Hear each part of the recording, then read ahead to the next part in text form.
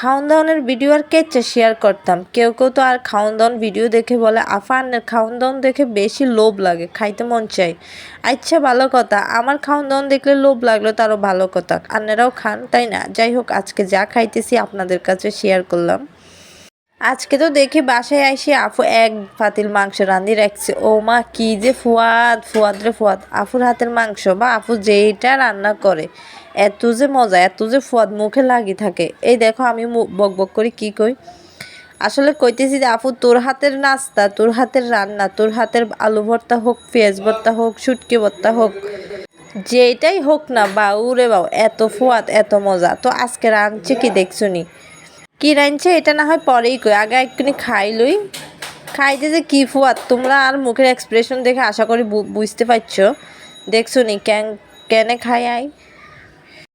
তবে আজ যাই একটা কথা বলি রাখি, আর খানার ভিডিও দেখি যাদের লোভ লাগে, যারা এই রে আফু আর নেকানা কমাই খান, ইক্কিনি বাসি বুসি খান, যারা আর খানা দেখে হিংসা করো তাদেরকে বলি, এরই ভাইয়ারা আফুরা আর খানা দেখে এখানে কম হিংসা করো, বুঝছো নে? অন্যের খানা দেখে আল্লাহর রাস্তে হিংসামি বাদ দাও, আর নিজে কেমনে খাইতে পারবা লোভ লাগলে খাইলো বা নখাও ইয়ান তোয়ারার পার্সোনাল ব্যাপার, ঠিক আছে? তো আজ তোয়ারার সাথে আর আফুর রান্নার রেসিপিটা শেয়ার করি। কালার দেখে বুঝতে পারছো আশা করি যে রান্নাটা ঠিক কতটা ফুয়াদ হয়েছে, কতটা মজা লাগে। আসলে কথা কইতে আর তো ভাত প্রায় অর্ধেক খানা শেষ।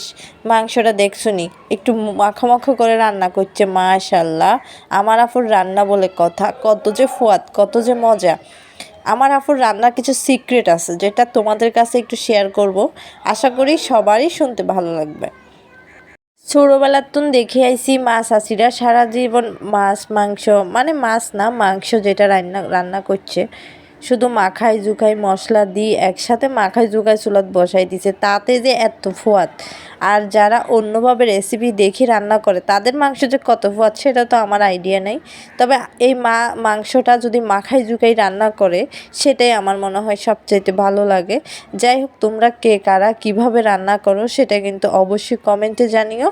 তো আজকে আমার ভিডিওটা যারা শেষ পর্যন্ত দেখছো তাদেরকে তো অসংখ্য ধন্যবাদ। আর এখন আমি অন্য একটা সবজি দিয়ে খাবো, আর এদিকে রান্না করছিল হাঁসের মাংস দিয়ে, তারপর আলু দিয়ে সুন্দর করে ভুনা। শীতকাল মানেই তো মাংস আর মাংস, বিশেষ করে হাঁসের মাংস, কী যে ফুয়াতলার বাউ রে বাউ, কেনে বুঝাইতাম। আচ্ছা, হাঁসের মাংস দিয়ে রুটি খাইতে কারা কারা পছন্দ করো?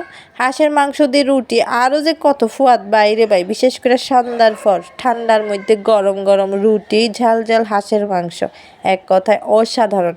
তো আজকের মতো এইটুকুই, আল্লাহ হাফেজ।